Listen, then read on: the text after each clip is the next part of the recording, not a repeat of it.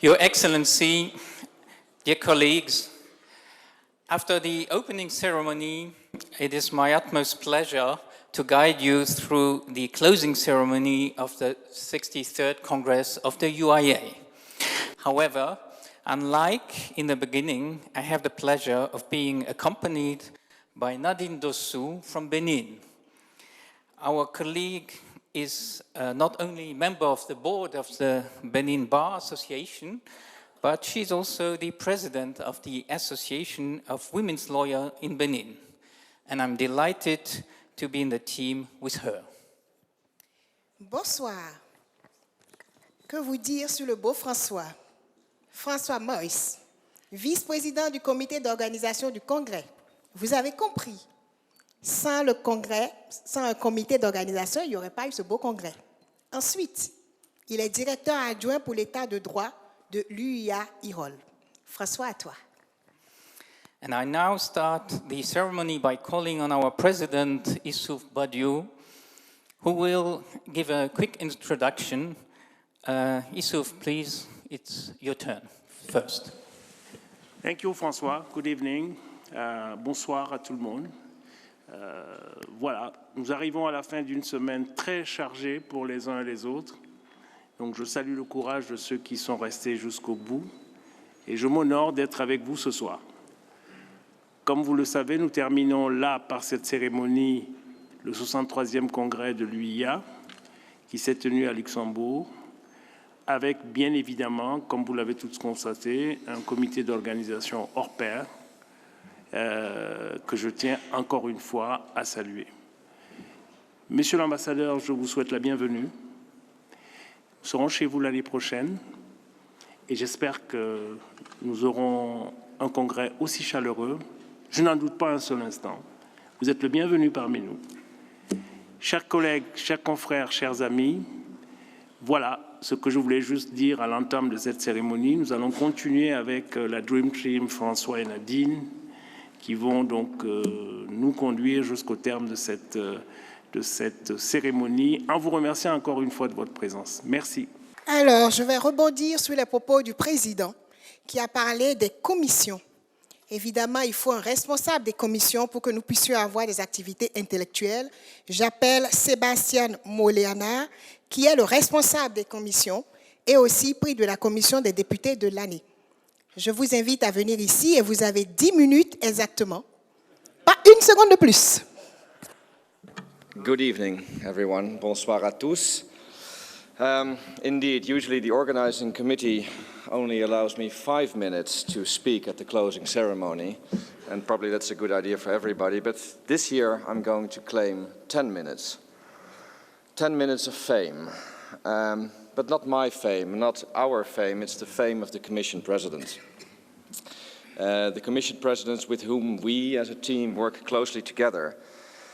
Because a mere 5 minutes doesn't do justice to the work that the Commission Presidents do. The efforts they undertake are tremendous and it's easy to take for granted.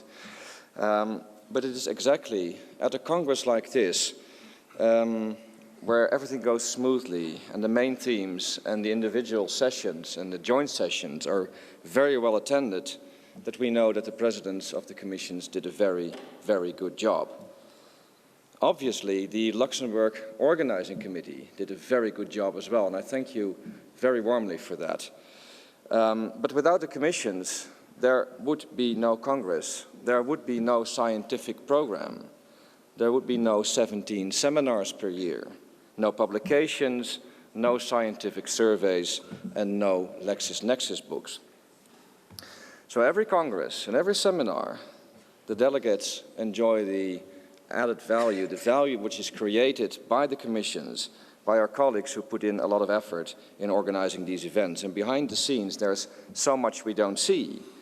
The presidents, they propose, they initiate, they connect, they ask again, they ask for a third time, they mail, they call, and they do everything close to threatening panelists, threatening speakers, to make sure that we, in the end, have and may enjoy a wonderful Congress session or a seminar panel. So we greatly appreciate the efforts which are being made by all presidents, and I would like to ask you to show your appreciation with a round of applause for all Commission presidents. Thank you.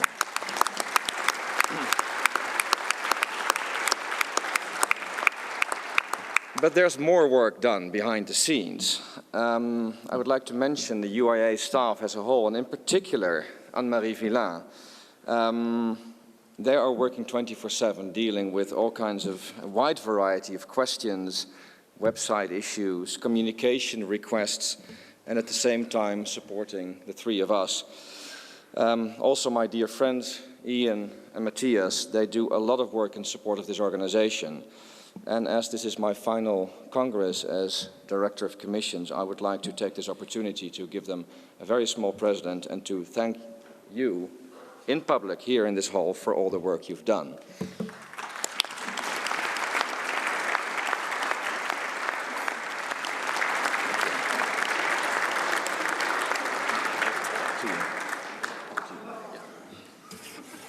Okay, it's a little bit unfair, but we wanted to single out some particular commissions before we obviously get to the prize of the Commission of the Year. So some honourable mentions to particular commissions and their presidents. So the Criminal Law Commission, I'm in particular for an excellent seminar in Milan. It was top quality. The Biotech Law Commission for just all round throughout the year doing such a fantastic job. Really brilliant. And also recognising family law and the arbitration commissions because they've worked very hard to produce books this year, and that's an awful lot of work as well. So thank you to all of them, but thank you to all the presidents.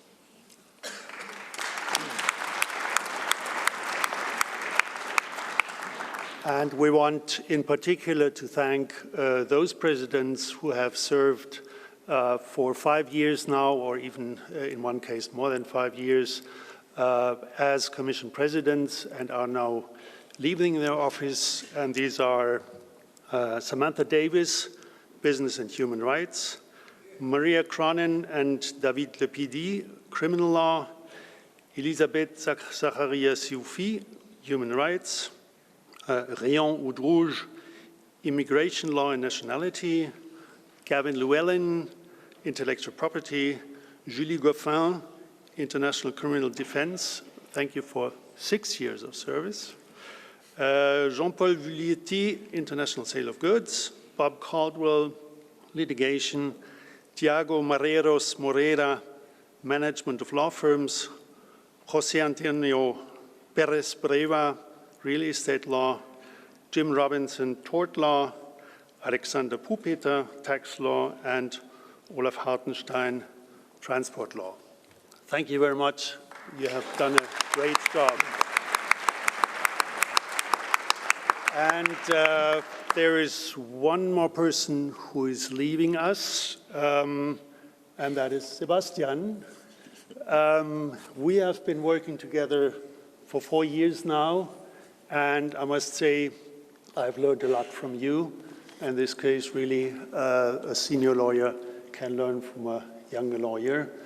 What I learned most of all from you is team play. That was relatively easy because almost always we were of one opinion. But that was, if I met in my career one lawyer who was an example for team play, then this is really Sebastian. But more than that, it was simply big fun working with you, and I thank you for that. And I'm sorry that you're leaving us. We are sorry that you're leaving us. But the good news is his career in UIA is far from being over. Thank you. Thank you, Matthias. That's very kind. Well, then it's time to present the Commission of the Year Award. In every Congress, we conduct an evaluation of the 44 commissions. 44 commissions, mind you, which evaluation is the result of the assessment of the presidents, of the questionnaires they hand in, and an assessment by our team of the Congress sessions. This year's Commission of the Year has been incredibly active, and it serves as an example for all other commissions. Besides having, again, a very successful and well-attended session at the Congress, the Commission has organized 2 mid-year meetings. sent 10 newsletters to its members, and organized not one, but 2 seminars, successful seminars in Tokyo and in Sofia. It's a great commission, it's a great president, and the Commission of the Year Award 2019 goes to the Foreign Investment Committee, chaired by Eduardo Lorenzetti Marquez.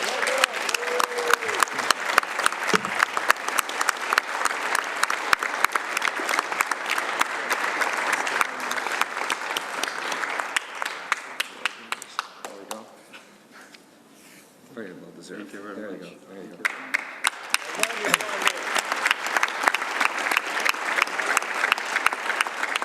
Continuez à applaudir. Vous allez applaudir notre mannequin, vous allez découvrir sa belle tenue. J'appelle le président Issoufou Badio pour le prix de l'année du comité national qu'il doit remettre. Je vous demande de l'applaudir très fort.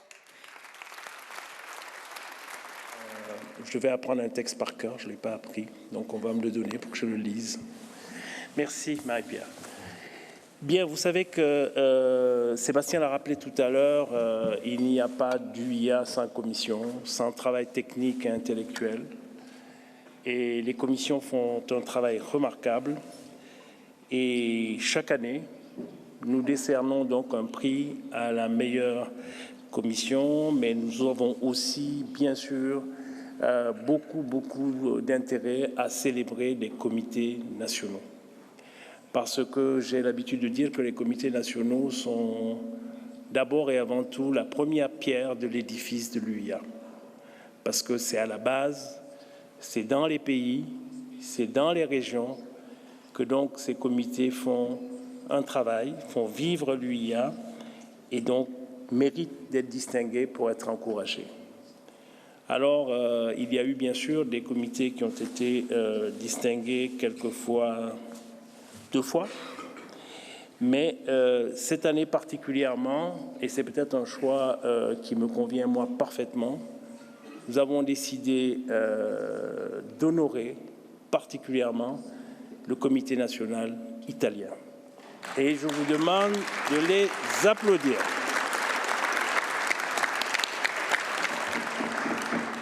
Je voulais personnellement dire que le comité national italien a fait un travail magnifique. La première des choses que je voudrais signaler parmi d'autres, c'est cette école de qualification, cette école doctorante dont j'ai parlé dans mon discours d'ouverture, qui a été montée entièrement par le comité national italien avec Carlo Vasselloni, et dont j'ai pu effectivement conduire l'inauguration de la première promotion qui démarrait donc il y a quelques mois. C'est une très grande fierté pour nous, UIA, parce que ça nous fait rentrer, l'UIA j'entends, dans le domaine des organisations qui dispensent de très haute formation qualifiante pour les étudiants et pour les avocats, et nous espérons que, bien évidemment, cet exemple sera dupliqué. C'est la première fois que ça arrive à l'UIA et je tiens à saluer encore une fois, même s'il m'en veut terriblement de l'avoir fait, le travail de Carlo et du comité national par rapport à cela. Mais il n'y a pas que ça. Il y a aussi le fait que le comité national italien a parcouru de manière constante et réitérée plusieurs villes italiennes pour vendre l'UIA. Ce qu'on appelle en français traditionnel un roadshow, qui a permis effectivement de rapprocher l'UIA des villes où éventuellement des avocats pouvaient être intéressés par notre organisation. C'est donc 2 choses qui ont fait un marqueur essentiel pour que le comité national italien cette année soit distingué. Et bien évidemment, je partage complètement, alors totalement le choix du jury. Je n'ai pas fait un autre choix que celui-là cette année. Et je vous demande encore une fois de bien vouloir applaudir le comité national italien. Il le mérite vraiment.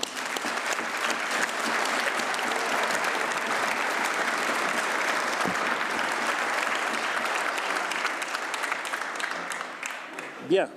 Avec votre autorisation, je vais remettre donc la distinction qui est faite au comité national de l'année. Voilà, c'est donc la distinction qui sera remise au comité national.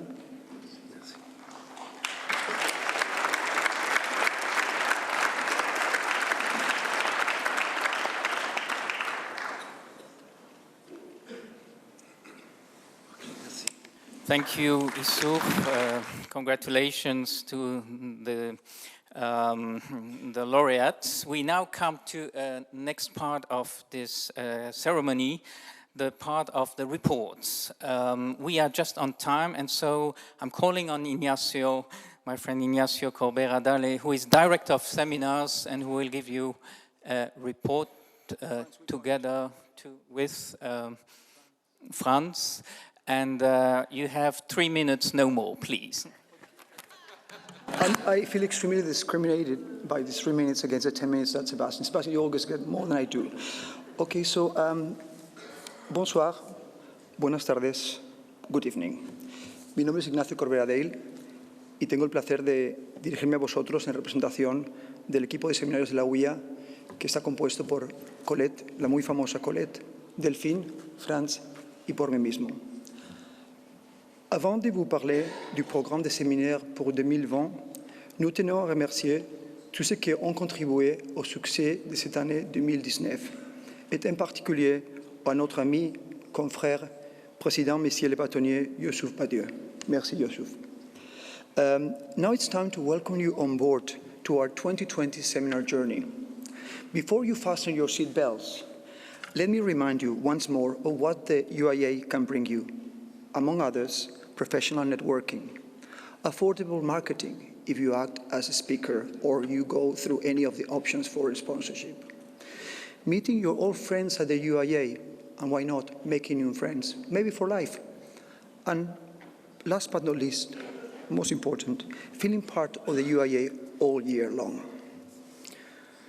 During 2020, we will be traveling together with our new president, Jerry, to 18 destinations in 5 continents. Not a bad traveling schedule, Jerry.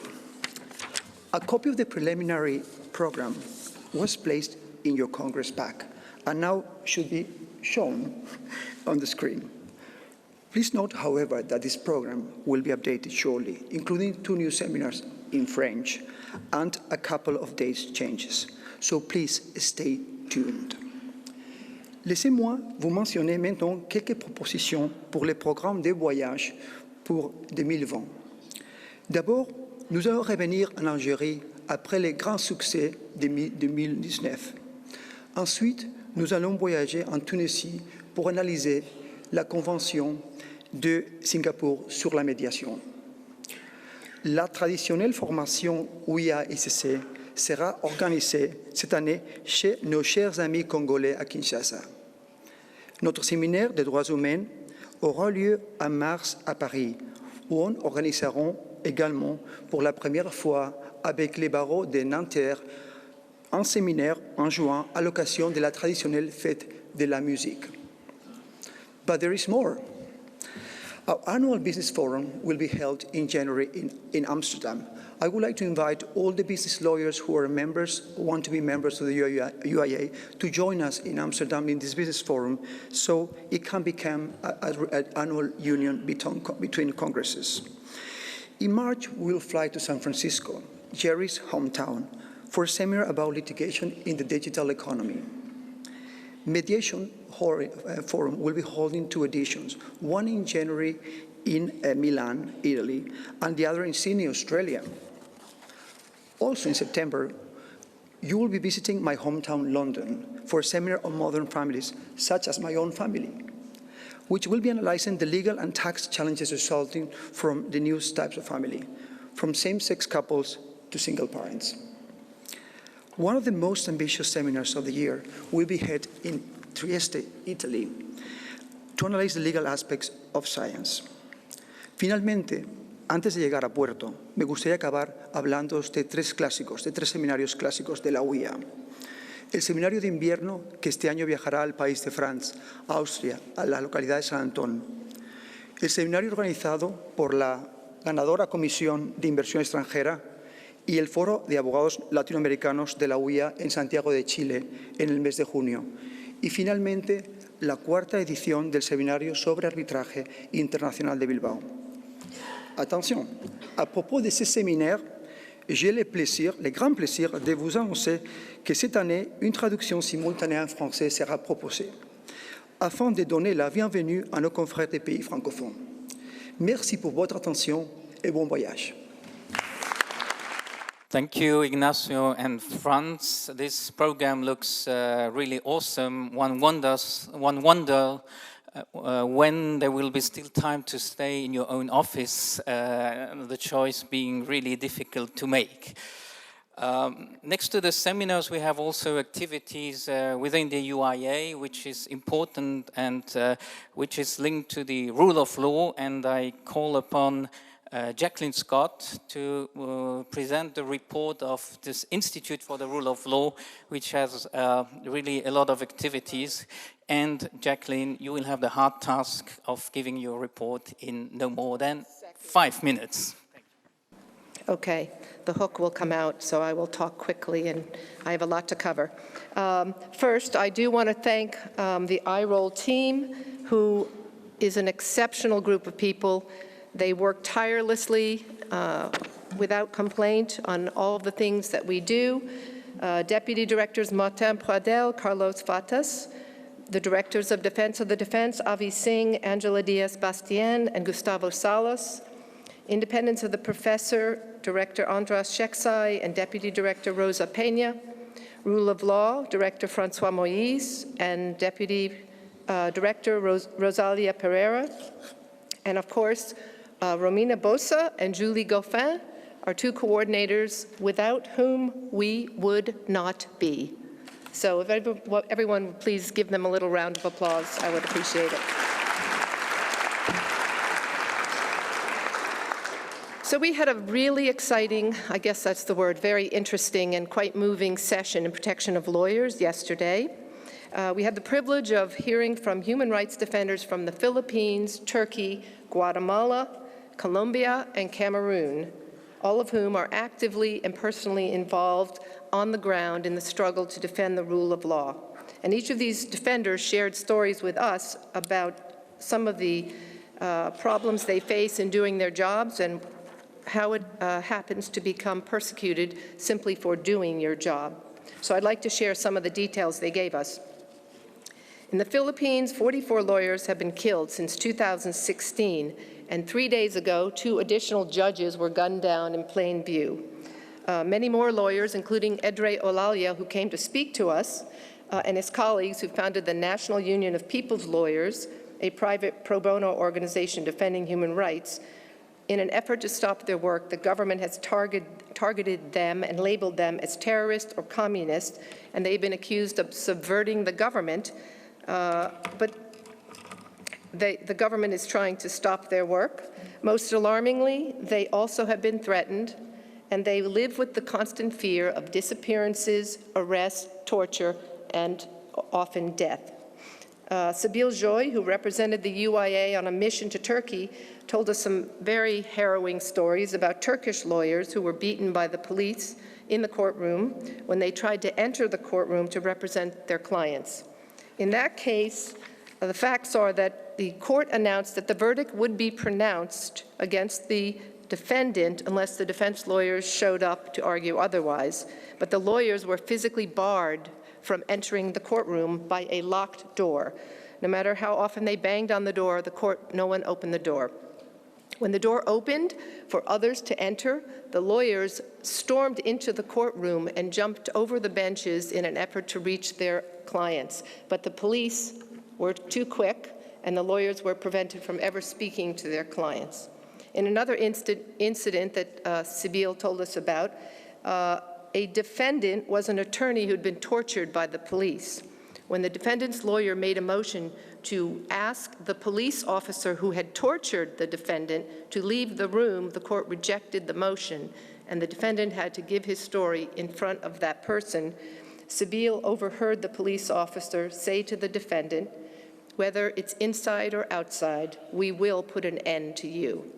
And this is all as a result of a lawyer doing his job.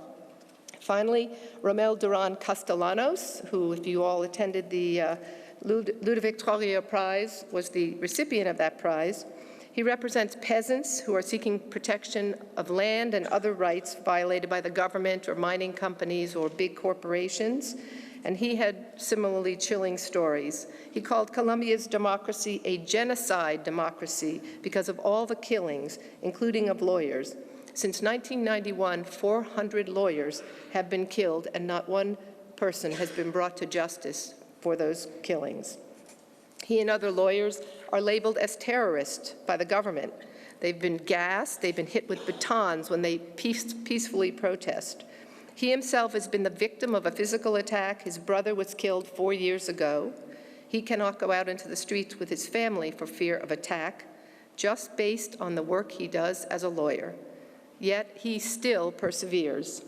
It was an incredibly moving and emotional afternoon, and if I had to sum it up, I thought about how I would sum it up, and I think there are 3 words that really describe what we heard: tenacity, courage, and solidarity. No matter what the threat is, if it's intimidation, harassment, unfounded accusations, physical harm, and even death, the defenders that spoke to us stand their ground. They are tenacious. They do not give up. They do not relent. Even though coming to speak to us may put them in further danger, they came and they spared no truths. They were very honest about what they face. Their tenacity and courage are extraordinary, and I know from the feeling in the room that I speak for everyone when I say I am humbled before them. Most of us cannot imagine a world where every day we go to work is a test of bravery. When we leave for work, is it possible that we may not come home alive? Yet for many of these defenders, every single day, this is what they face. So they have incredible courage. We have tenacity, we have courage, and finally, solidarity.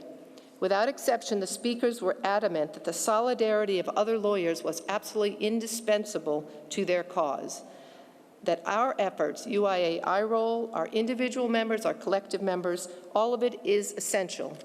As Rommel so aptly noted, we are thankful for your help sending letters your solidarity. It has allowed us to remain alive and safe and to continue to fight and defend victims.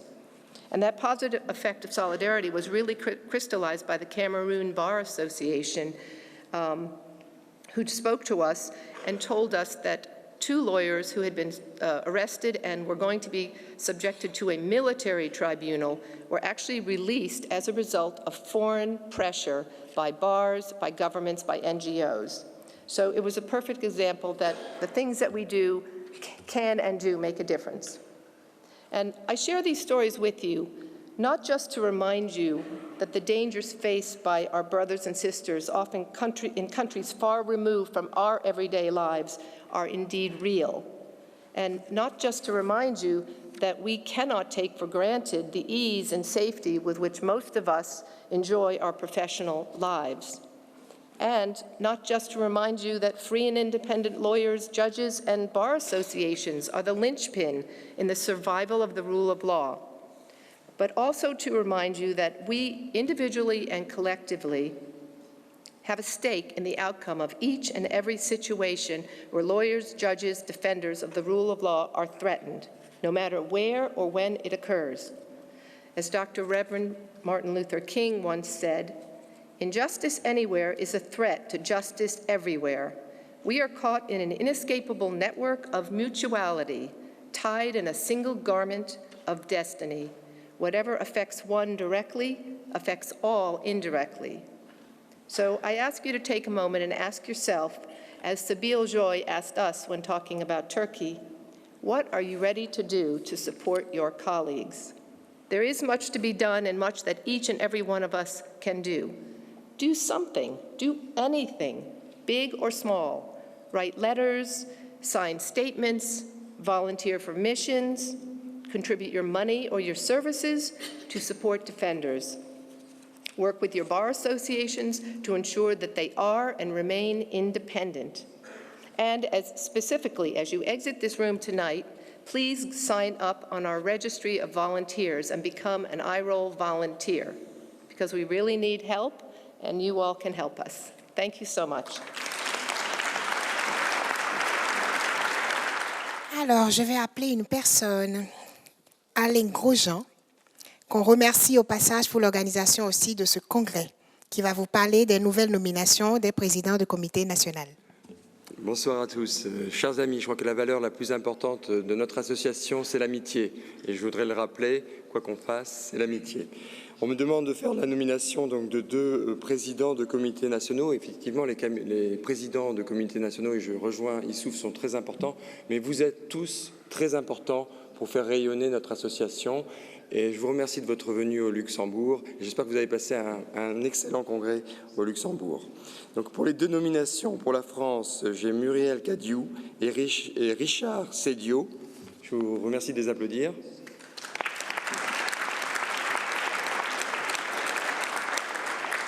Et pour la Suisse, j'ai Amédée Casseur.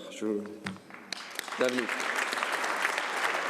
Alors, je vous trouve un peu timide dans les applaudissements. Je vous demande d'applaudir Alain Grosjean, mais avec beaucoup d'énergie.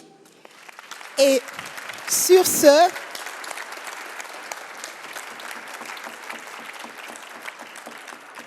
merci. Sur ce, j'appelle M. Hervé Chemouli, qui doit vous parler des motions sur la commission des fonds de pension et de retraite. Bonsoir à tous. Comme on m'a dit, j'appelle, je suis descendu. Alors, c'est une motion concernant effectivement le problème des retraites actuellement, qui est mondial, mais beaucoup plus prégnant en ce moment en France. Réunis en congrès à Luxembourg, les avocats de l'UIA rappellent leur attachement à un régime de retraite spécifique dans chacun de leurs pays, expression de leur indépendance et du caractère libéral de leur profession. Constate que dans tous les pays concernés disposant de tels régimes spécifiques, ces derniers sont performants et équilibrés. En conséquence, condamne les atteintes portées par les États au régime spécifique et indépendant de retraite des avocats, exige la pérennité et le développement de ces régimes et le respect d'un libre choix pour les avocats quant à leur retraite. Merci de votre attention. Thank you, Hervé. A second motion is under preparation and has been adopted. I think our President of Honor, Pedro Paes de Almeida, is responsible for that motion, which is on attorney-client privilege from the Collective Members Forum. Pedro. Thank you, Francois. Well, professional privilege is something we, lawyers of the world, should defend. And therefore, I will read our motion as follows. UIA and its collective members' statement on professional privilege. During the 63rd UIA Congress taking place in Luxembourg from the 6th to the 9th of November 2009, we, the UIA and the Understein Bar Associations, in performance of our obligation to ensure the protection of the fundamental human right of confidentiality of the client-attorney relationship, want to remind all individuals, governments, and our fellow lawyers that 1. Client privilege is a fundamental right and a client obligation to maintain. 2. Legal professional privilege belongs to and protects the client. 3. This right is pivotal to protect access to and proper administration of justice. 4. Along with the independence of the lawyer, client privilege is integral to the preservation of the rule of law and the right to a fair trial. We therefore call on all bar associations and law societies and all lawyers associations globally to promote awareness of the right of all citizens to legal professional privilege. On all national governments, European and international institutions to respect this fundamental right as any attack upon the integrity of this confidential and trusted client-lawyer relationship would undermine the rule of law. Luxembourg Congress, November 9th, 2019. Barreau du Luxembourg, merci. Merci pour le séminaire, merci pour les soirées informelles, merci pour le dîner du gala. Vous l'aurez compris, J'appelle le bâtonnier Proum sous vos applaudissements et pas timide, évidemment. On doit l'entendre dehors. Bâtonnier Proum, vous êtes attendu ici. Dear colleagues, dear friends, when in September 2017, my friend Anna asked me whether the Luxembourg Bar would assist, would support the application of the National Committee to organize the Congress in 2019 in Luxembourg, Anna got a very easy, of course. I knew that I would not be in charge of the bar at that time. When during the opening of the Paris bar in December 2017, we were told that we had won the beauty contest, we were, of course, very happy and had some extra gin and tonics. When in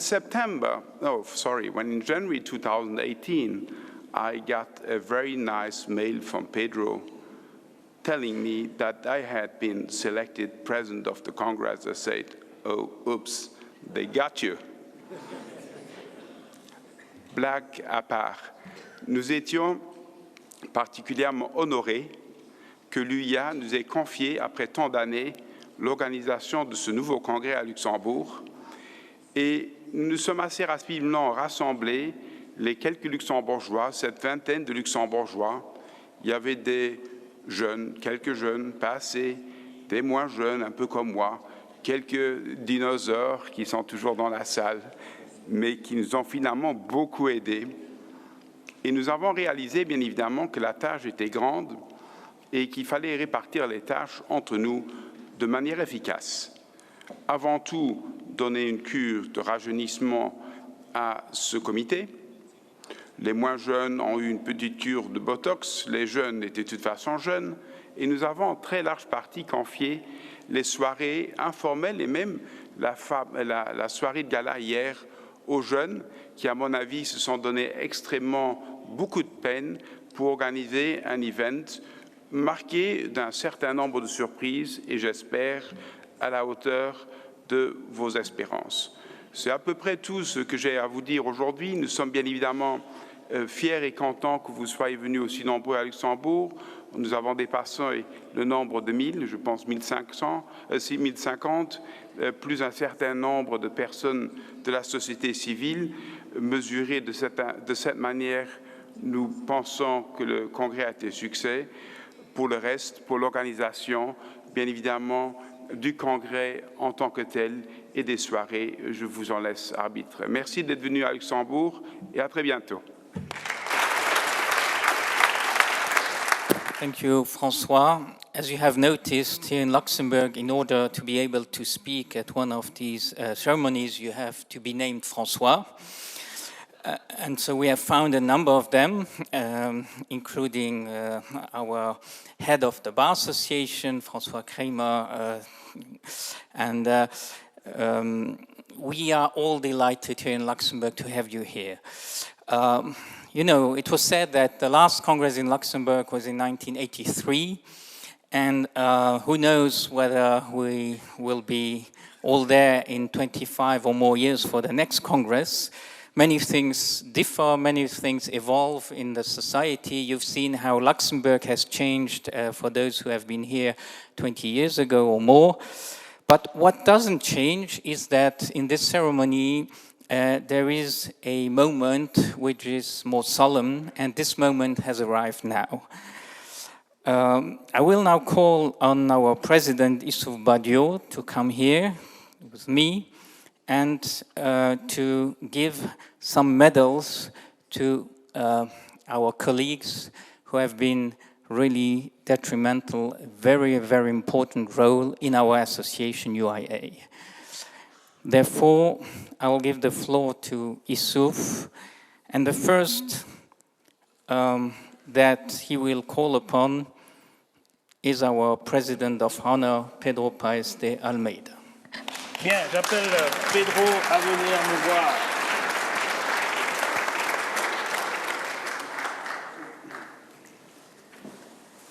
Comme vous le savez, Pedro a été pendant de nombreuses années le président des commissions à l'UIA. Il a été membre membre du comité exécutif pendant très longtemps.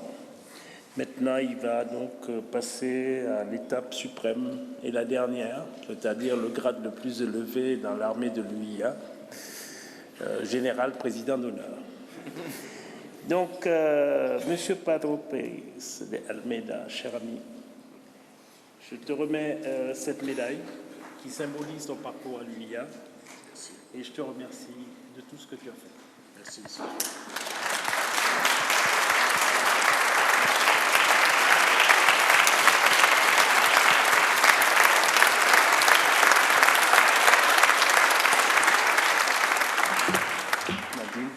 Mais avant de partir, j'ai un cadeau que j'ai fait exprès l'année dernière pour les présidents d'honneur. Et alors, je vais mettre un pin spécial que je vais continuer à donner à tous les présidents quand ils commencent son période de retraite.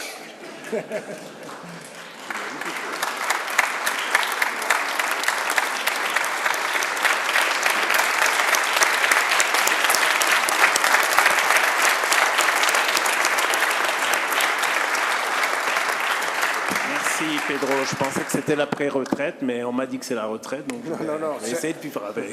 Non, quand il commence la retraite, quand il commence, merci beaucoup. Il n'est pas encore arrivé. Merci. Seulement un dernier mot pour vous dire que c'était un grand plaisir et un privilège vous servir en tant que président pendant ces 4 années et je suis toujours là à votre disposition. Merci beaucoup.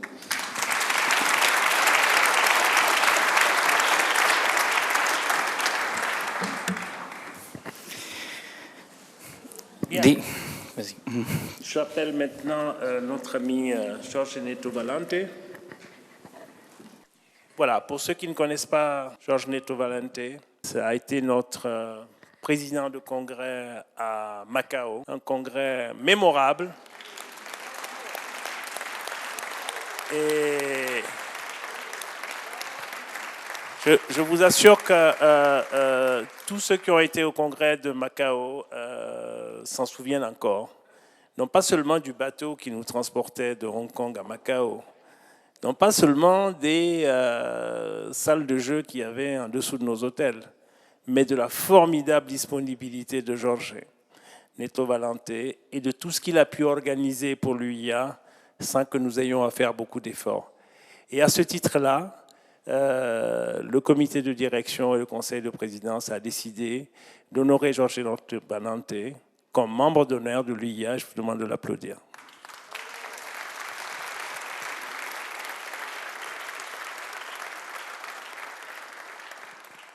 Voilà, Georges, je te remets cette médaille en souvenir de tout ce que tu as fait pour l'UIA, du congrès de Macao, et membre d'honneur ne signifie pas membre inactif.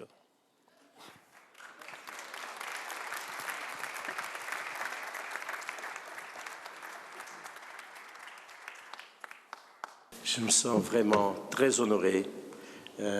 C'était vraiment une surprise, je ne savais pas. Et ça double, pas seulement mon honneur, mais ma satisfaction. Je vous remercie à tous. Je remercie en particulier le Conseil de présidence et notre président Youssouf. Merci beaucoup.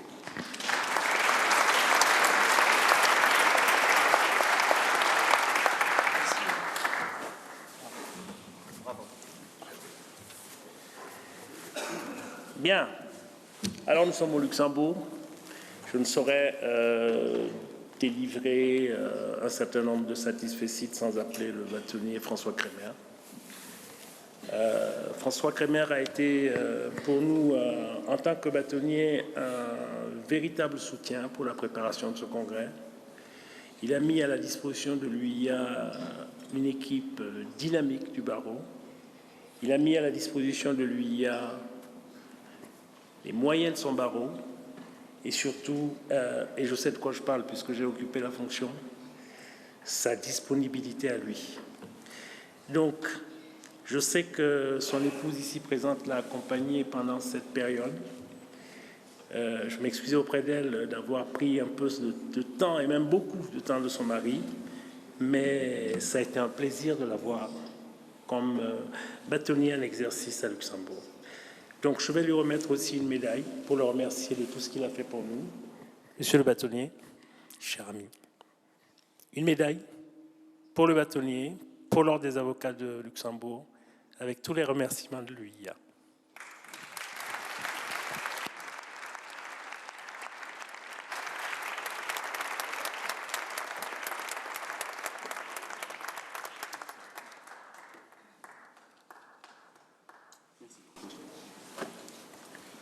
Je vous l'ai dit à l'introduction, le Luxembourg est une terre d'accueil et j'espère que j'ai pu contribuer avec le barreau de Luxembourg à bien vous accueillir et à entendre vos applaudissements. Je pense que c'est mission accomplie. Merci beaucoup.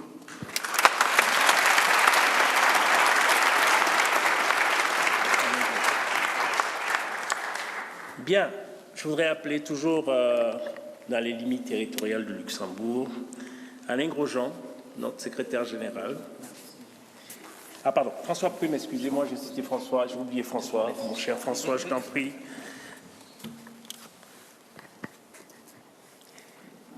François était le président d'un congrès mémorable, je pense que vous vous en souviendrez tous.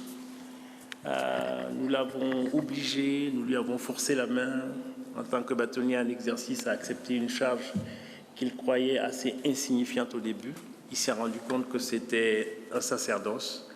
Là aussi, je ne vais pas le remercier tout seul. Je voudrais demander à Nadine, son épouse, de venir avec nous. Oui, parce que nous savons que...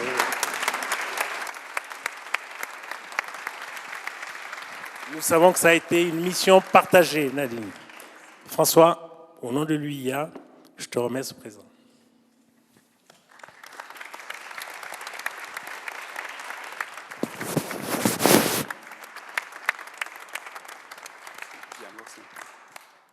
Un mot encore, très franchement, donc vous avez pensé que ce congrès, l'organisation était une charge pour nous, c'en était une, mais c'était avant tout un excellent et un très, très, très grand plaisir avec cette équipe dynamique qui nous a assistés tout au long. Mais je voudrais surtout aussi mettre l'accent sur l'excellente coopération entre l'équipe luxembourgeoise et l'équipe parisienne, les professionnels de l'UIA, qui étaient à l'écoute, qui étaient extrêmement réactifs, toutes ces personnes. Pour nous, c'était avant tout Mélissa qui était notre contact, je dirais, au jour le jour. C'était franchement, je ne m'attendais pas à un tel soutien. Disons, chacun savait très bien ce qu'il devait faire. On a joué aux pompiers l'un et l'autre chaque fois qu'il fallait mettre un peu du sien. Ça a très très bien fonctionné et d'où mon message à l'équipe mexicaine. Donc soyez rassurés, ça s'organise très bien. C'est une partie de joie aussi. On s'est beaucoup rapproché à Luxembourg. Je pense que le team luxembourgeois va être beaucoup plus impliqué à l'avenir encore dans l'UIA. Et soyez rassurés, donc vous serez très très très largement assistés par nos amis parisiens.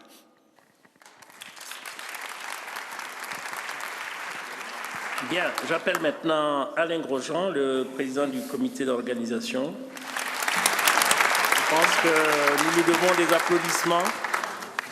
Alain est aussi le secrétaire général de l'organisation, donc je vais en votre nom à tous lui remettre ce présent. Mais avant, j'aimerais avoir les membres du comité d'organisation s'ils sont là. Mais je ne sais pas. Est-ce que les membres du comité d'organisation luxembourgeois sont là? Alors venez, s'il vous plaît. Laura, Gabriel, tous les autres.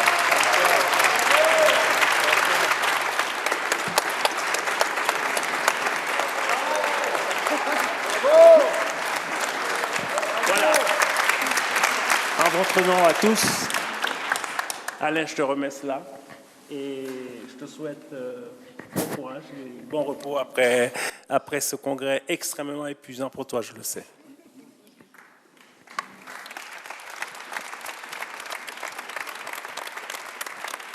Et merci à vous tous encore une fois, le comité d'organisation, vous avez été formidable. Oui. Issouf, tu n'as pas tout à fait tort, je suis un petit peu fatigué ce soir, mais je dois dire que les marques de reconnaissance, de remerciement de tous les congressistes qu'on a eus, ça vaut de l'or, et on repart revigoré de tout ça. On vous remercie vraiment de votre présence, on a été très heureux d'organiser ce séminaire, ce congrès, bon, c'est bien. Et on vous souhaite un bon retour dans vos pays respectifs. On a une belle association, il faut la défendre. Et je suis content, je suis très content du travail accompli. Et surtout, alors je voudrais remercier ce comité organisationnel parce que seul on ne peut rien faire. On a eu une équipe, on a eu un soutien gouvernemental, on a eu les 2 bâtonniers qui ont toujours été derrière nous et qui ont mouillé la chemise dans les petits moments difficiles. On passe les moments difficiles, mais on a eu leur soutien. On a eu le soutien du centre, un centre qui travaille de façon magnifique. Évidemment, un petit remerciement, comme l'a fait François, à Mélissa, parce que, Mélissa, si tu peux te lever, Mélissa.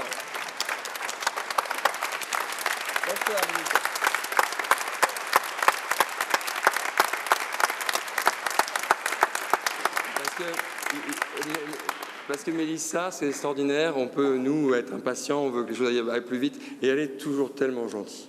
Tellement patiente avec nos exigences diverses et variées. Donc vraiment, c'est vraiment un plaisir de travailler avec elle. Voilà. Je vous embrasse tous.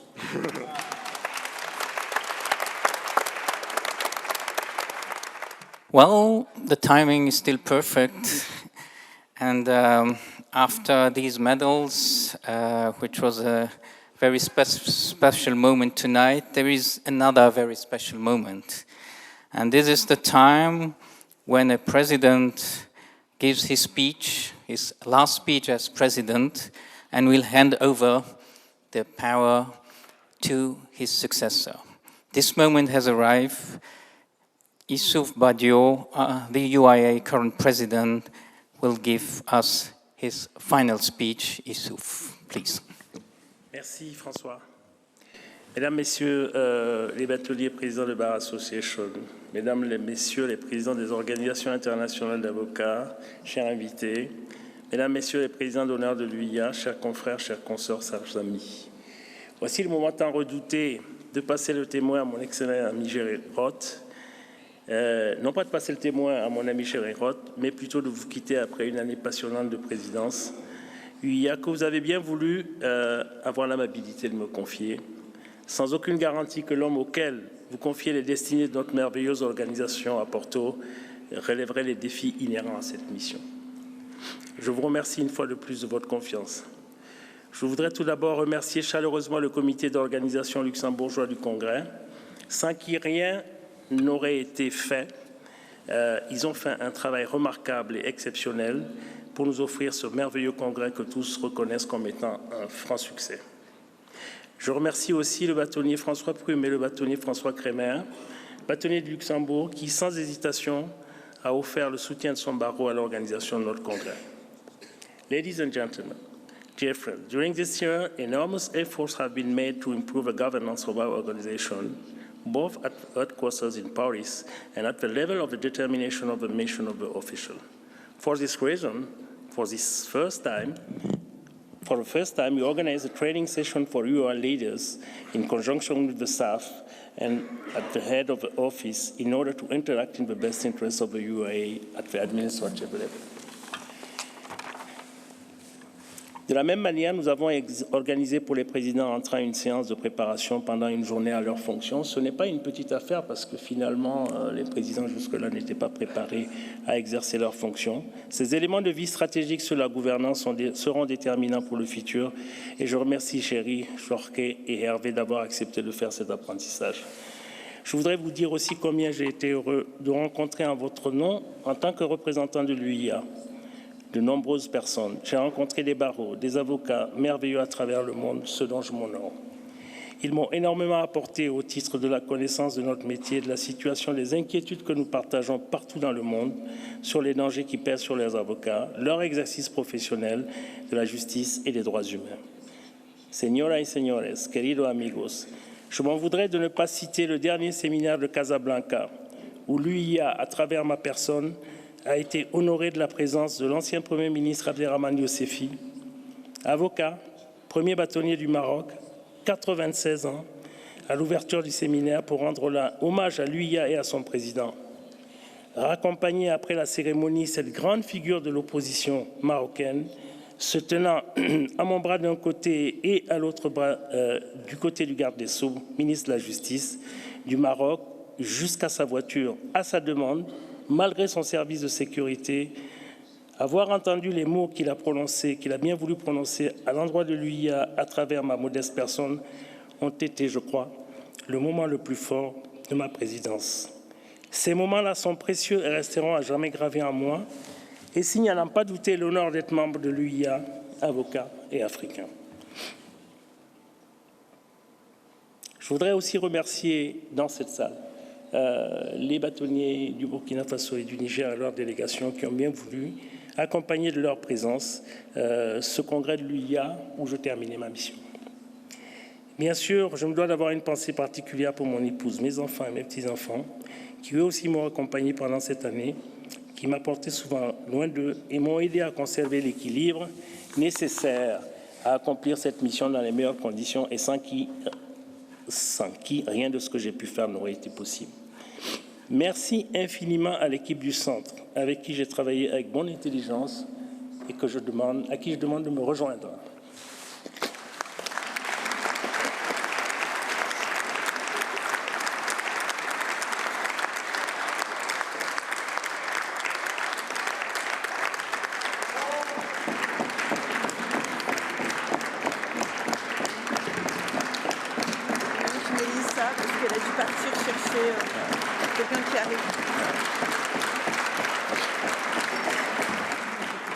Et comme vous le constatez, il n'y a pas de problème de parité au centre UIA.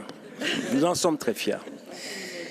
Voilà, il manque Mélissa qui est allée chercher quelqu'un, mais Marie-Pierre qui est en régie. Et Marie-Pierre qui est en régie, qui nous a publié, qui nous a mis les photos du séminaire de Casablanca. Voilà, je voulais leur dire merci. Leur dire que l'intermittent du spectacle que je suis s'en va, mais ne les quitte pas. Merci pour toute votre assistance et pour toute votre patience. Merci et je vous demande de les applaudir.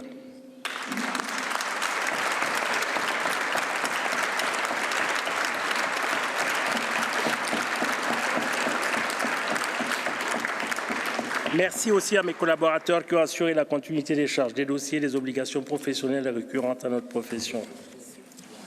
Quant à toi, Géry, tu as toutes les qualités requises pour conduire à bien les destinées de notre organisation. Je dois donc te souhaiter bon vent et te demander de rester toi-même. De faire comme disait René Char, va, poursuis ton chemin, serre ta chance, cultive ta différence. À te voir, ils s'habitueront. Je pense que je dois aussi t'avouer que, quand même, j'ai essayé de te faire un petit coup d'état. J'ai gagné une semaine sur ton mandat. Après, j'ai voulu poursuivre mon œuvre, mais Marie-Pierre m'a dit que les clés de la maison avaient été changées déjà avant de venir à Luxembourg.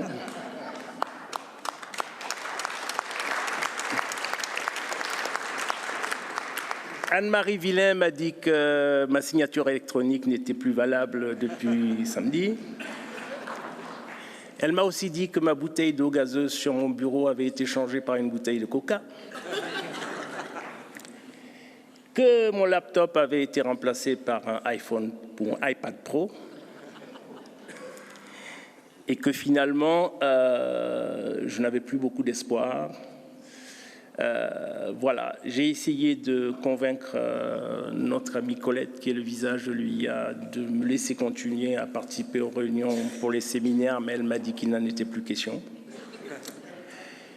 J'ai essayé par ailleurs de demander à Félix de me laisser la carte de crédit encore quelques temps de l'organisation. Il n'a pas voulu. J'ai fait tout ce que je pouvais, mais je n'ai pas réussi. Et sur ce, Géry, je t'appelle à venir prendre la présidence de l'UIA.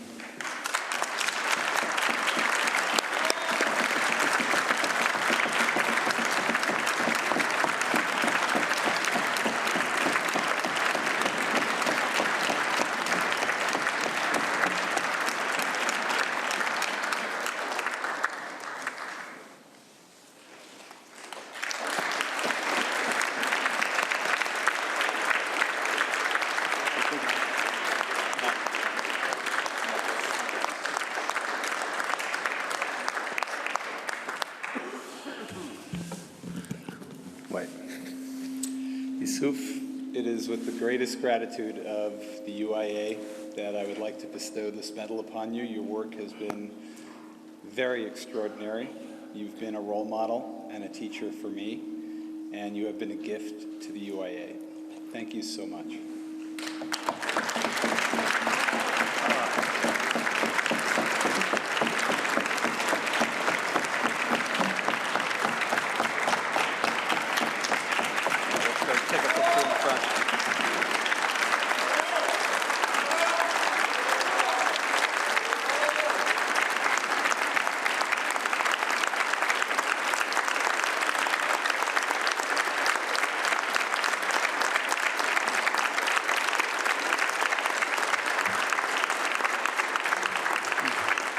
And before you leave the podium, Yusuf, as an expression of our deep gratitude for all you've done, for the lessons you've taught all of us, for the lessons that you have for presidents and prime ministers and leaders around the world, because of your serenity and your strength, we'd like to give you a gift that we hope will keep this year in mind. And while you will not be far away, we hope we will always be close in your heart.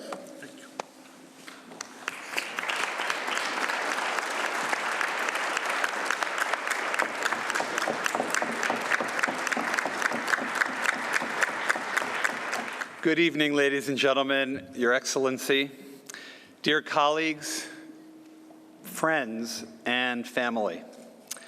What an enormous honor to stand here before you tonight at the center of this extraordinary hemicycle, at the center of this beautiful city, at the center of Europe. After these past few days of truly outstanding work by our Congress participants and our headquarters staff, to whom I'm eternally grateful, after the graciousness of our Luxembourgeois hosts, and after all the new and rekindled friendships made this week, I am extremely proud and humbled by the trust that you are now placing in me. I'm also very excited to begin my term as president after the inspiring example set by my very good friend, and if I can say it, mentor, Yusuf Badia. As I said at the General Assembly a few days ago, working with Yusuf has been one of the great privileges of my professional life. And who would have thought that a lawyer from San Francisco, from California, and one from Burkina Faso would become the closest personal colleagues? That is UIA in a nutshell.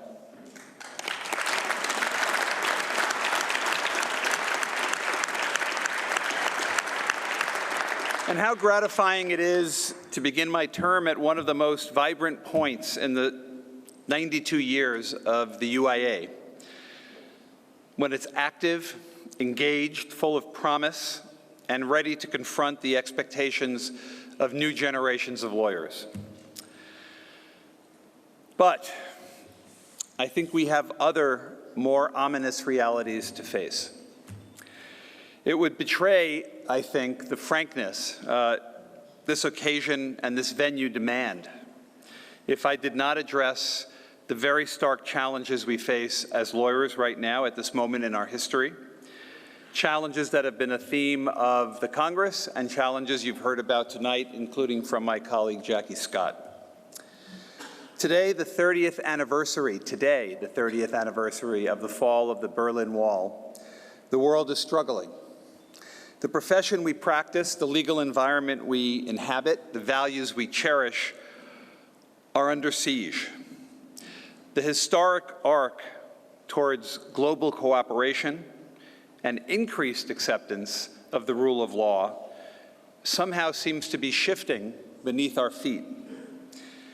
In fact, we face the gravest risks to the legal order that many of us have witnessed in our lifetimes.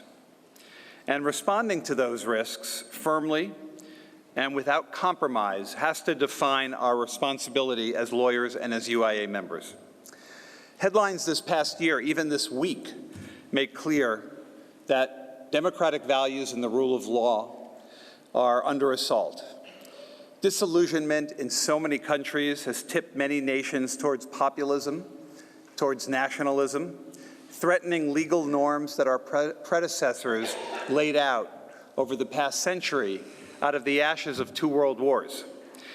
Somehow governments willfully ignore these lessons of the past and seem intent on adopting a more cynical appeal to narrow and to nationalistic concerns and instincts.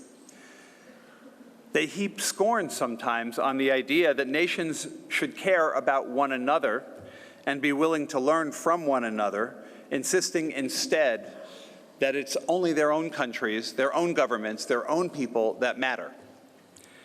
Many governments have made clear that they have no use for the rule of law, or worse, they distort the phrase by redefining it, insisting that strict adherence to the edicts that they issue on behalf of their agendas is what the rule of law requires. They ignore the fundamental principles of electoral fairness and disenfranchise those who disagree with them. They dismiss the core principle of separation of powers and try to undermine the judiciary, the branch that is least able to protect itself, but most essential to the rule of law. Beyond that, look around. We see a world in self-destructive conflict. Impeachment proceedings and a debased political discourse in my own country, the United States. Britain's tortuous struggles over its departure from the EU. Violent protests throughout the world that we read about every day, in Paris, in Hong Kong, in Santiago, in Barcelona, in Beirut. We see deep frustration and protests in Africa, increasingly anti-democratic tendencies in Russia and Brazil, in Poland and Hungary, territorial disputes and religious tensions in India, scandal and political shocks around the world in countries like Canada and Israel. One of our colleagues told our General Assembly the other day, on Wednesday, of the very, very dire situation in parts of Latin America. As we observe these historic locations, we have to ask ourselves an essential question, and one that nags at me, to be honest, and that I hope to make the center of my presidency, because I believe we in the UIA have to strive to answer it together. What is the role of the lawyer in a world that is turning away from democratic values, global cooperation, and the rule of law, and is slipping towards nationalism, populism, and authoritarianism? And the question is not a theoretical one. It's a very personal one. Quand j'étais à l'université, j'étais fasciné par un ouvrage d'un auteur français, Julien Bonda, intitulé La trahison des clercs, The Treason of the Intellectuals en anglais. Le livre insistait sur cette question: où se trouvaient les avocats au moment où le monde sombrait dans le fascisme dans les années 30? Je n'ai jamais pu oublier cet ouvrage, la grave interrogation adressée par l'auteur à la génération précédente exigeait une réponse, mais il n'y en avait bien sûr aucune. Et aujourd'hui, j'imagine un futur auteur qui n'est peut-être encore qu'un enfant, peut-être même un de nos enfants, écrivant en 2050 et posant la même question accusatoire: où étiez-vous, vous les avocats, en 2020? Qu'avez-vous fait pour protéger nos valeurs démocratiques, l'état de droit et l'indépendance de la profession et du pouvoir judiciaire? La question s'impose à chacun de nous, parce que nous sommes aussi tous des produits de la mondialisation dans son sens le plus large. Il est impossible de démêler notre interdépendance. Je viens de San Francisco, en Californie, à plus de 9000 kilomètres d'ici. Mais mes grands-parents sont arrivés aux États-Unis en provenance de Moldavie et Pologne il y a 100 ans et n'ont jamais pu parler l'anglais. San Francisco s'est établi comme mission espagnole et est devenue mexicaine au début du 19e siècle. Au même moment, les marchands russes parcouraient la côte nord de la Californie. Il y a d'ailleurs un fort russe juste à quelques kilomètres de mon domicile.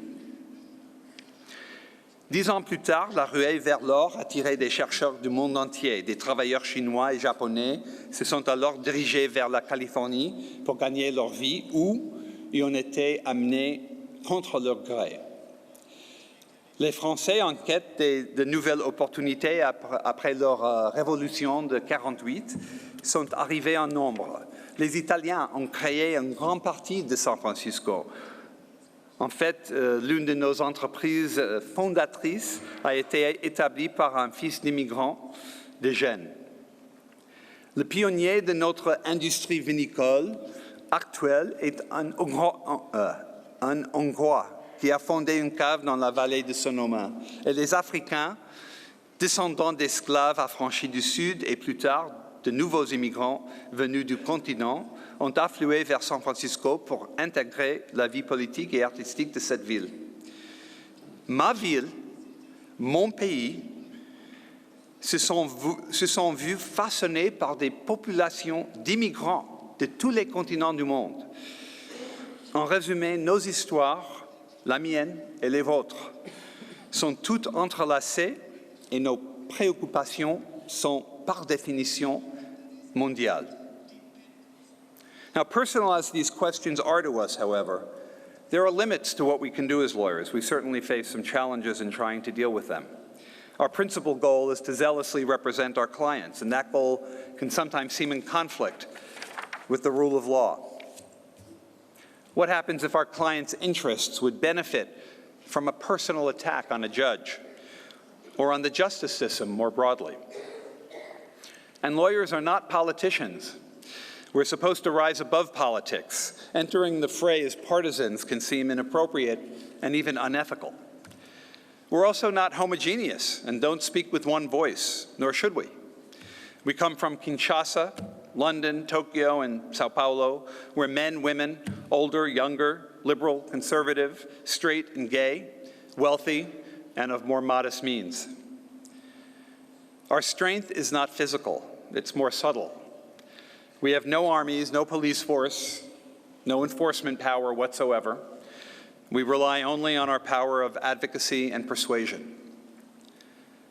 Al mismo tiempo, tenemos también puntos fuertes indiscutibles. Tenemos años de formación y experiencia. Tenemos el acceso a nuestros tribunales y instituciones de poder. Entendemos cómo funcionan nuestros gobiernos y tenemos códigos deontológicos que nos obligan a hacer lo que es correcto y honorable. Gracias a nuestras fortalezas, creo que en la UIA tenemos misiones importantes que espero van a inspirar nuestras actividades. Dar sentido y sustancia al Estado de Derecho, contribuyendo a definir su forma, pero también su fondo, lo que incluye proteger el sistema electoral para determinar la voluntad de la mayoría y garantizar la protección de los derechos de la minoría. Comprometernos con el globalismo, y me refiero con esto a adoptar la actitud abierta necesaria para aprender unos de otros y considerar los intereses de otros países. Esta manera de pensar nos ofrece más posibilidades de mejorar el derecho y la humanidad que la construcción de barreras o la adhesión ciega a la convicción de que el único sistema correcto es el nuestro. Proteger la independencia de nuestros jueces y ponernos a prueba a nosotros mismos y a nuestros clientes para asegurarnos de que sean compatibles con el Estado de Derecho. And with this in mind, I plan to take a number of initiatives at the UIA this year. First, along with my wonderful colleague Jackie Scott and the extraordinary IRAL team of the UIA, we will be working to ensure that the rule of law has real meaning. Our organization has spent years working on the definition of rule of law that comports with international standards, including that of the United Nations. and we will not hesitate to hold governments to account when they misuse and distort the term rule of law.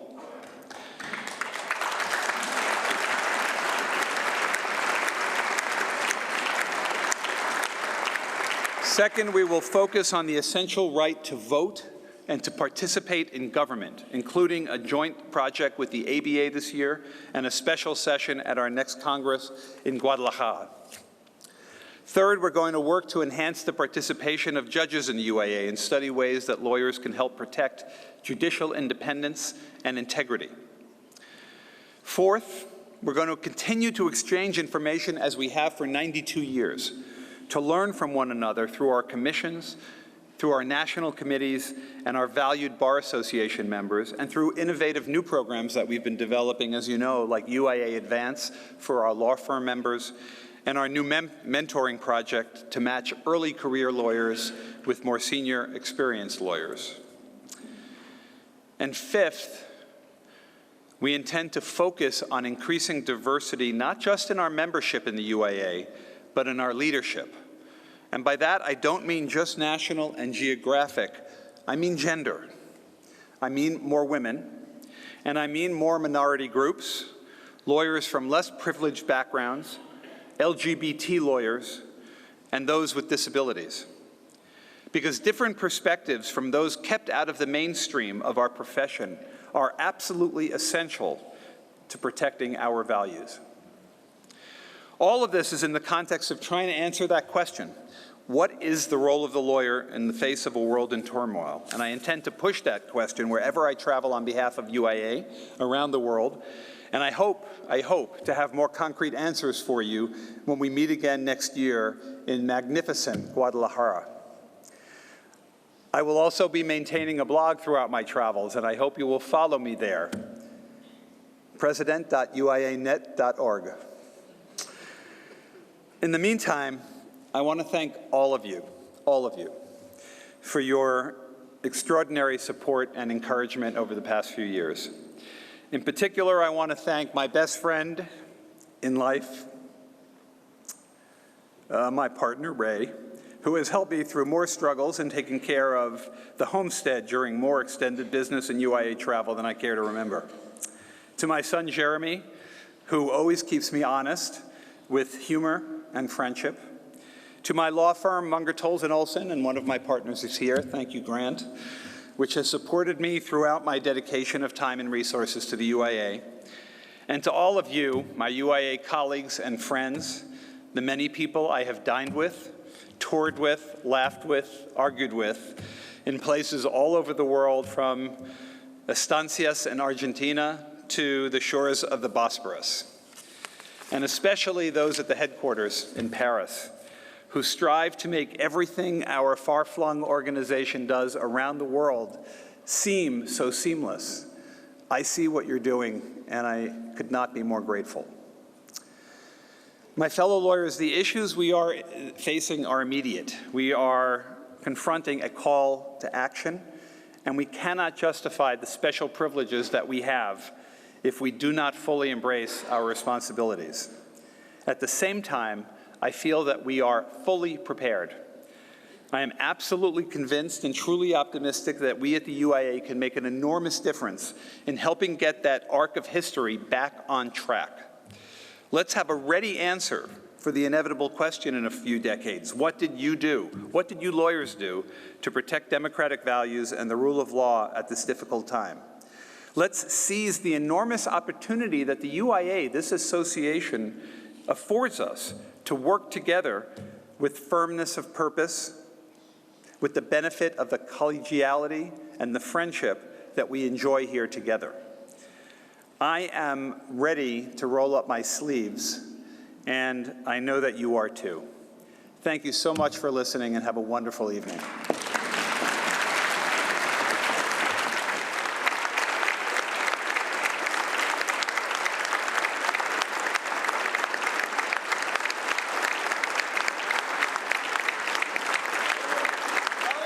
Beaucoup d'émotions. L'Union internationale des avocats, c'est exactement comme les vagues d'une mer. 63e congrès, au revoir. 64e congrès, bonjour.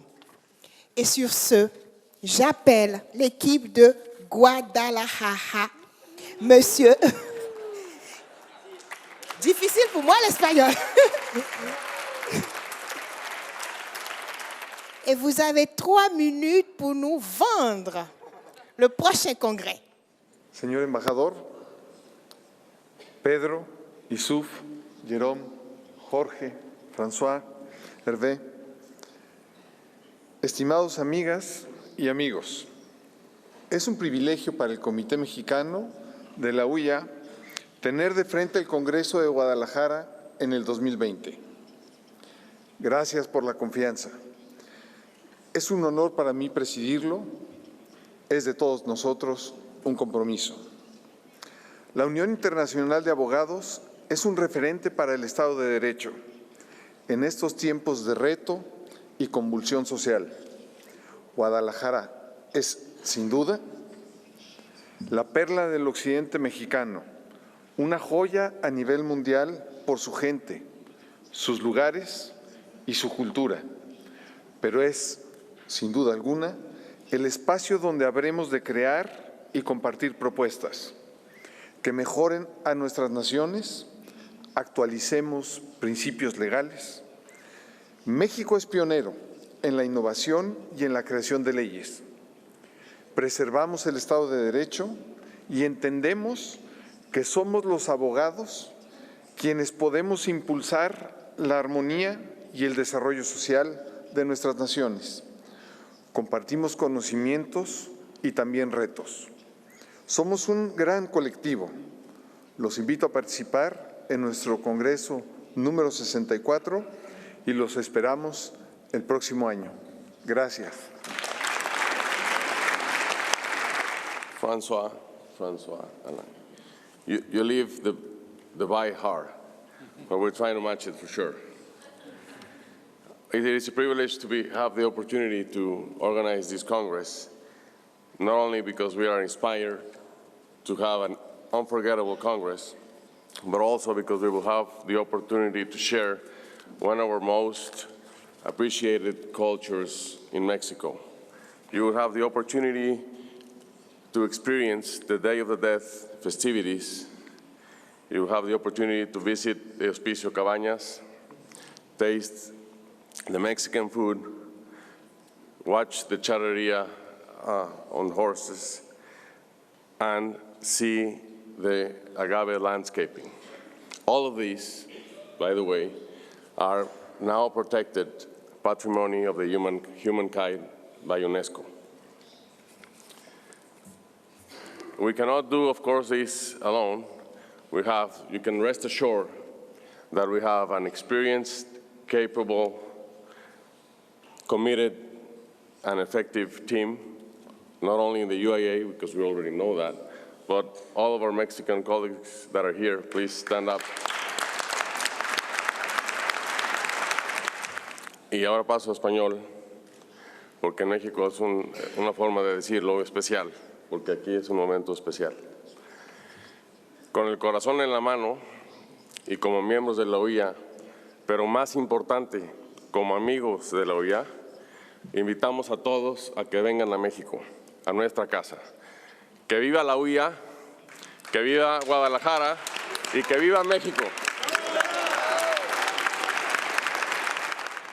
Alors, avant d'inviter son Excellence Mauricio Escanero, qui est le chef de la mission du Mexique auprès de l'Union européenne et ambassadeur auprès du Royaume de Belgique et du Grand-Duché de Luxembourg, François va vous faire un bref résumé de son parcours diplomatique.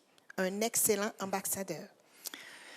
Ambassador Mr. Mauricio Escanero has a very long career, and he will excuse me that I try to give the most important position he has held. He started his diplomatic career in 1982, and he was formerly ambassador of Mexico in South Africa and in charge of several countries around.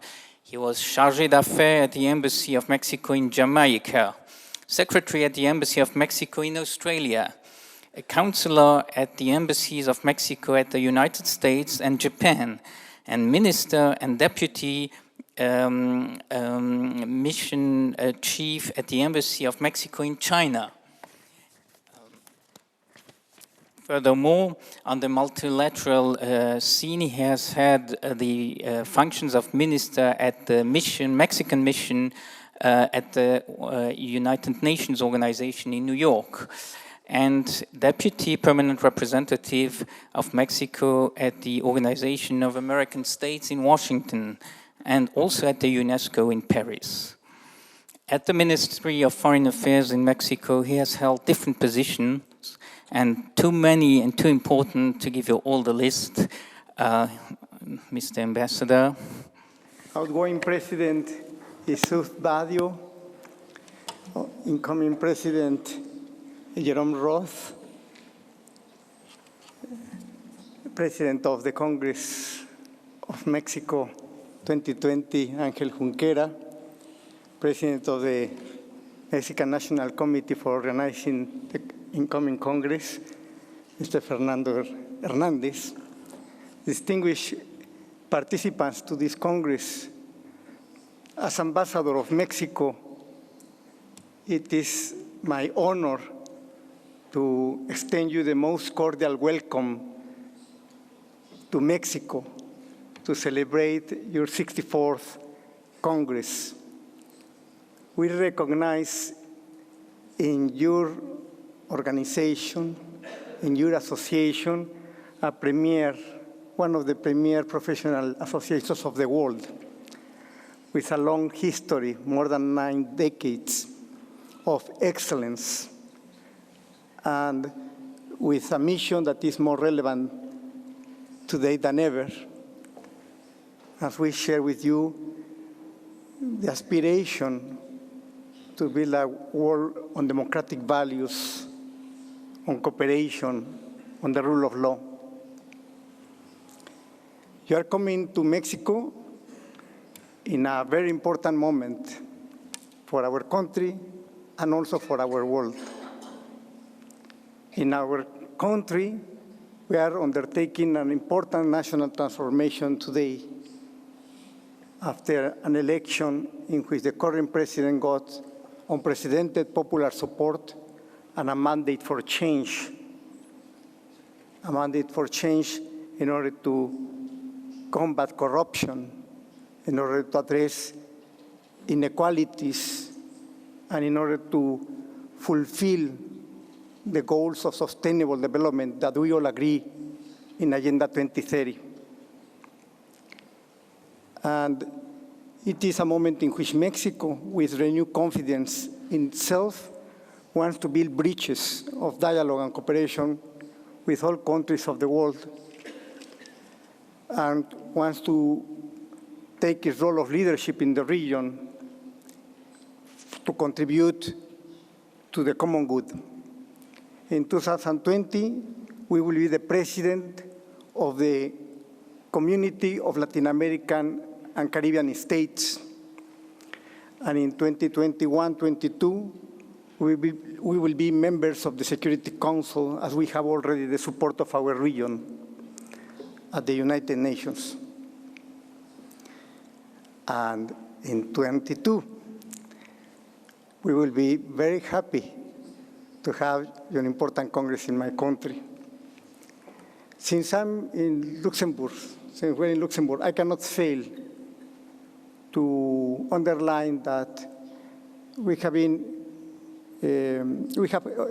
had the visit of Prime Minister Bettel in Mexico this year, after 40 years of not having such an important visit. And since we are in the center of Europe, I also want to underline that we are in a very important moment of a strengthening of the strategic association between Mexico and the European Union. We are about to finish the negotiation of a new global agreement for improving our political dialogue and cooperation, and for opening fully our trade. We are about to finish the negotiation, and when you have your Congress in Mexico, we will be about to sign it, or probably we will have already signed it. And when you arrive to Mexico, you will find, as my compatriota just said, a lot of warmth, a lot of enthusiasm for your Congress. We will receive you very happily, and we hope that you enjoy your stay and that you can see from that part of the land how to go ahead in the goals and aspirations that you set for yourselves. En español, que es una de las lenguas oficiales de esta benemérita organización, les doy la más cordial bienvenida a México, a Guadalajara, que es una de las ciudades emblemáticas de la cultura y la modernidad de México. Y dicen que todo fin es un principio, every closing is a beginning. Looking forward to welcome you in Mexico to a new beginning for this Congress, for the 64th Congress. With this, I wish you all the best, and I thank you for having me here to be able to welcome you to my country.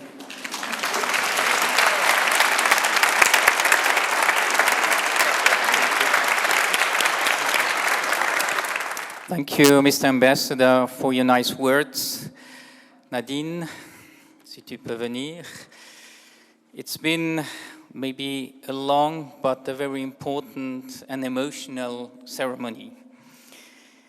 Very soon we will have a short movie of presentation of Guadalajara Congress next year, and it will be followed as usual by a reception, and we will ask you to move out quickly to the reception with those who will lead you upstairs and then downstairs. A couple of words to close.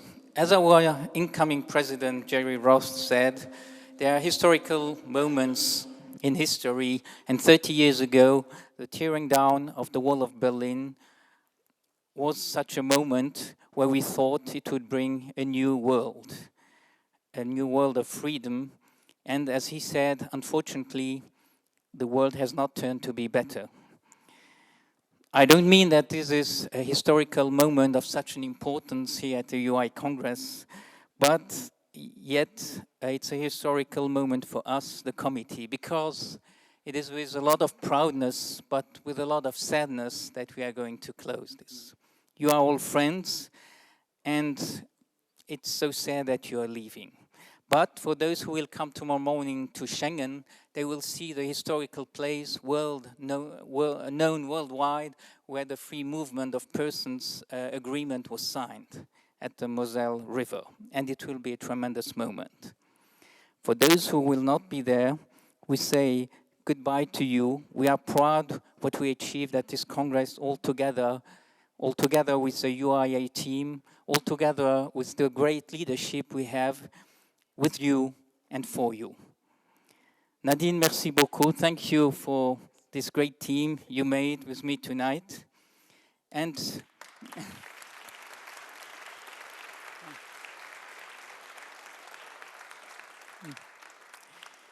to our Mexican colleagues, we say, wish you will do even better. We look forward to come to Guadalajara next year.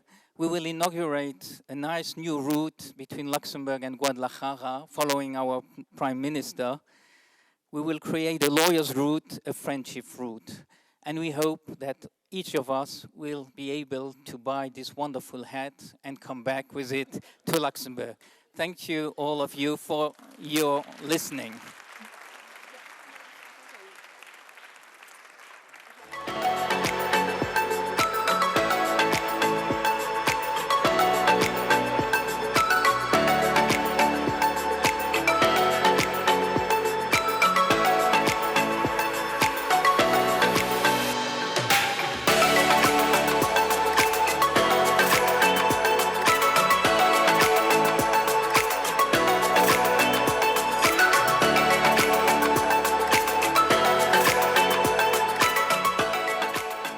Come and enjoy our Mexican culture.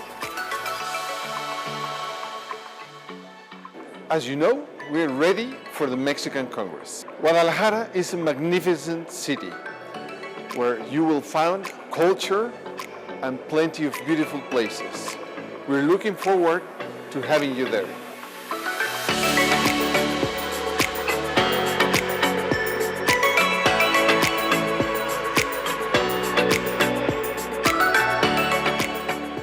Vengan todos y disfruten la cultura mexicana.